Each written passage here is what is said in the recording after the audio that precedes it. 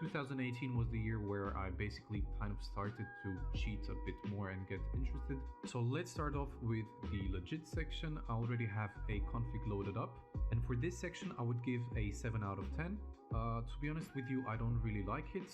A lot of things could be improved. Now, one of the most confusing sections is the silent section. You have a smooth section, which I actually never saw on a silent aimbot tab, and using this FOV slider doesn't actually change the FOV. You need to use this one instead, and sometimes the silent mode doesn't actually work. The aimbot is quite snappy even if you use a very high smooth.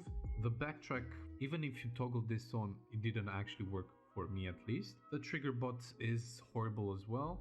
The RCS or recoil control system, this option is quite interesting, and yeah, I think that is pretty much it. You also have an auto wall tab if you want to make a semi-reg config, and yeah, I think that's pretty much it. So the next section is the MISC section, and for me what a MISC section is just a lot of features that will improve your gameplay. So for example, here you have radar hack, a left hand knife, overwatch revealer, fast stop, which basically will automatically stop when you move. For example, if we turn this off, it will continue moving, so instead of you counter strafing, it will automatically do that for you, and I think that's pretty cool. You also have desync, which is legit anti-aim, and I would give this a 9.5 because I think it's pretty cool. Like, it's pretty complete. Now, one more thing that I really like is in the config section you can put a hotkey for each config, and I think this is a pretty unique feature. Now, I'm pretty sure it exists on plenty of other cheats. Never lose, for example, if you right click on a config, I'm pretty sure you can put a keybind, but I think it's pretty cool. So the next one is the menu. The menu, I gave it a 9. Now, it's pretty clean. We have everything we need. If we could also change the accent color, it would be pretty cool. We can also use the light menu version, which I wouldn't actually use, but the menu is pretty alright. So the next section is the performance section, and I would give this a 6 out of 10. Now, honestly, this cheat doesn't perform that well. That's why it has only a 6 out of 10. It's okay, but sometimes you have some frame drops and it could be fixed. But it's a free open source cheat, so what do you expect? It's okay, but honestly, the performance could be improved. The next one is the visuals, and the visuals, they're very basic. As you can see, we only have glow.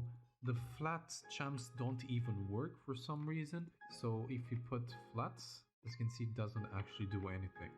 Wireframe does work. We can also put some backtrack champs, as you can see, and it doesn't actually work. Now, one more thing is if you have glow enabled and you have two different settings for when he's visible or when he's not, you're going to see that it's quite weird because sometimes it toggles on and off. Even though he's visible, you're going to see sometimes the not visible glow. If you use the cheat, you're going to understand what I mean. The health bar is kind of weird. It could be improved, and yeah, I would give this a 6 out of 10.